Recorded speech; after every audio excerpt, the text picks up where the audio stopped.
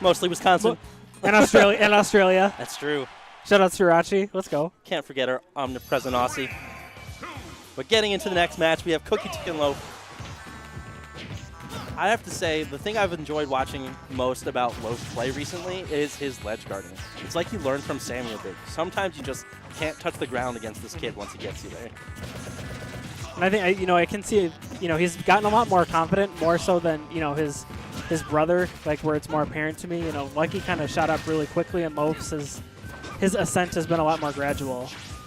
You definitely saw more of a growing experience there. I completely agree. But Cookietic back again. He was definitely absent for most of the beginning of this year, but we've gotten him twice in short succession. Excited to see what he can do. A true treasure of, Last of us time all. he was here, he just forward smashed Yeti in neutral. Yeti just didn't react. And it just worked. Sometimes you wish you had those reads. You right. But again, Cookietic's having a lot of trouble getting off this ledge. Ooh. Loaf has gotten so good at this kind of pressure. And it seems like relatively passive pressure. Like he's waiting for his opponent to make some mistakes, but he gets snowman. Cookietic goes for it so often, and it's such a good tool, edge guarding tool, but not often does it work because you kind of have to just sell out to get away from it. Yeah. And Loaf, unfortunately, put himself at a really bad angle to come back. He needed to come up a little bit away from the ledge. Cookietic had all the time in the world to make that punish. Ooh, he is still in a pretty good spot, though, if he can get this kill pretty early. Pit's forward tilt is such a great tool. And that forward smash or forward throw will take it. Jab down tilt. I don't think I've seen that. I wonder if that only works because there was no platform beneath him to catch after jab 2 and jab 1. Cookietic's feigned ledge trumps are so good. Because you don't want to get hit by that back air after getting trumped. That could kill really early. And even so, even if he doesn't go for it or get it, it's like he's putting you in a position to get hit by something, as good or almost even better, depending on what you do. Yeah. But then oftentimes he'll just jump back and hit you with the nair like that and set something up. Ooh, nice out of a jump. Oh, he landed. That was he landed and slid back. Oh, that is a very unique interaction. I love the idea from Loaf because that could have pushed him off and just killed him, but Cookietic holding it hard enough that he landed on top of Pit. How are you landing versus this Pit? Typically with Nair, apparently. Well, and it seems like, Loaf's kind of looking for more of an offensive option when, Cookietic's coming back from the edge. I really like that mix-up recovering. The jump quick draw made him think that he was going to run across stage. I like that bait back, but not going to do it quite yet. Forward throw, not yet. But we have seen Cookietic die to one of these arrows before. And Cookietic has to hold so hard in on that now. It's just another thing he has to be aware of. Making it so much more difficult for him to get back to stage. Just can't land. I think he really needs a stage with platforms. If it's not tri-plats, I think it should be Lilat. Or that was hard. Even Town, if that's fair. If that's not his cup of tea, I think Paul, is willing to go to Lilat. I know at one point Paul really liked Lilat. Cookietic really liked Lilat because dash attack can hit those platforms sometimes. Yeah. But we're running it right back. He definitely could have done it last game. Lots of footsies. Yeah, Loaf's footsies game, I think, especially since the new year started, has gotten so much better. And you can kind of see it in his results, too. And that down throw to back air only true because they were on the Smash platform moving. Ooh, good offensive option to preempt the fair coming out of Cookietic. See, even in the last game, Loaf did a really good job about not getting caught in this little vortex that Cookietic can get you into. And not really getting off stage either. Yeah. Pit's recovery is also kind of vulnerable. The one time he did get off stage, we remember he got eruption. So, but Cookietic doing a lot better this time around. It's a very even game, whereas before he was kind of behind. Rolls and spot dodges from Loaf. Had the read on those jump air dodges. Yeah. When you think at a certain point is when you kind of just drift back if you're Loaf because he doesn't have enough time to set up shop and eruption like he did before. Yeah. You can kind of tell that was weighing on his mind as a legit option there. It's always hard to tell when you should just go for the ledge in those situations. Yeah. Because often it's much safer than doing this little dancing bit that you are doing.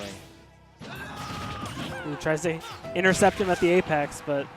And actually, now that I'm thinking about it, Pits or most characters with the multiple jumps like that are going to have a harder time doing that because the second jump is so much lower than most other characters. Really need to get above that sword to be able to punish that Aether.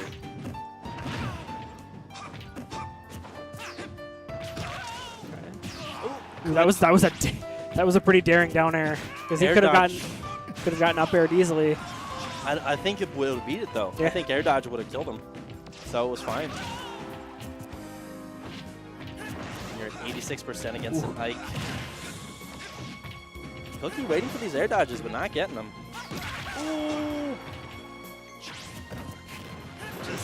Ooh, just a little too early on the eruption. I wonder if he could have super armored through that anyway.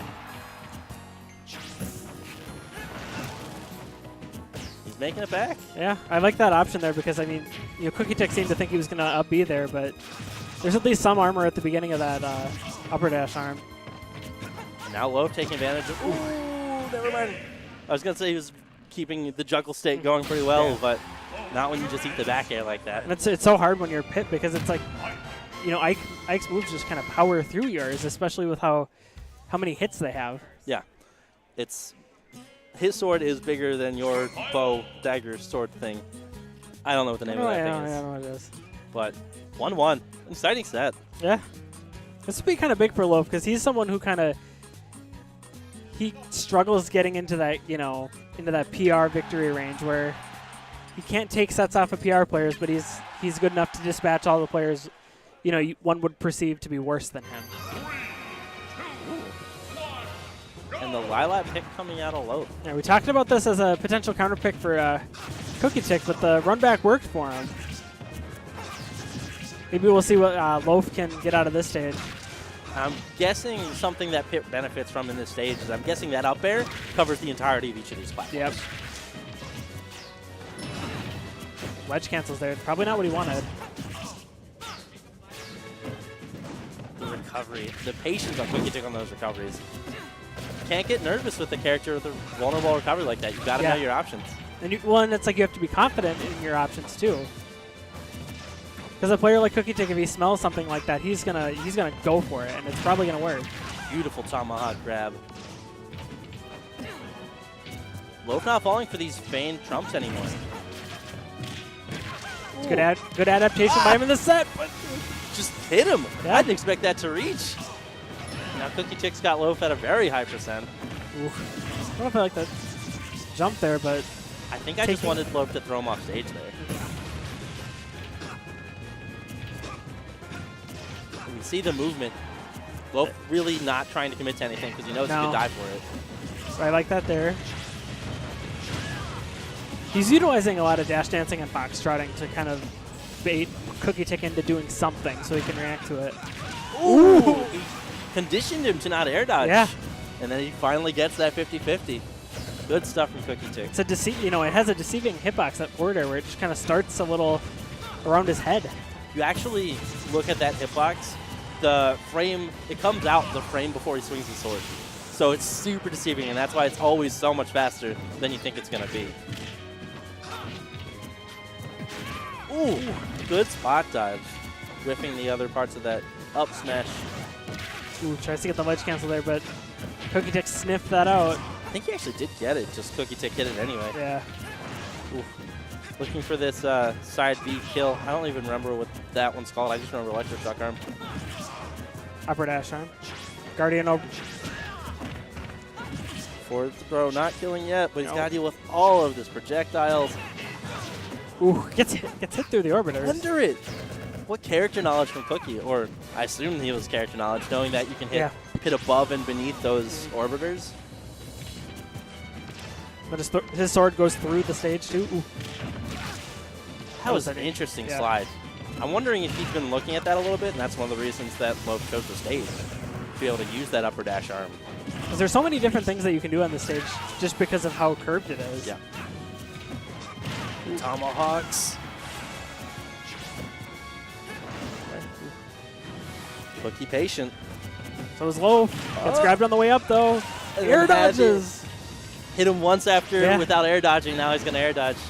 Cookietic on point with his conditioning. Especially after not really air dodging much in, you know, the first 2 games. Delayed So air this dodge. one, ooh. Okay, not fast enough to get the grab. Loaf's really got his work He's really, cut out for him. He's really fishing for the grab. Finally pushes him off stage. He seems like he's been going for damage a lot more. Oh, and does it again. He kept, in this game, and on this game only, every other game it was up throw and wait for the air dodge up air. This game it was alternating, and Loaf was alternating on the wrong side. He had the wrong pattern. Yeah. Great stuff to Cookietic. Good stuff from Loaf taking that game 1. Yeah. Making me actually think that Cookie might want to consider going off with Smashville.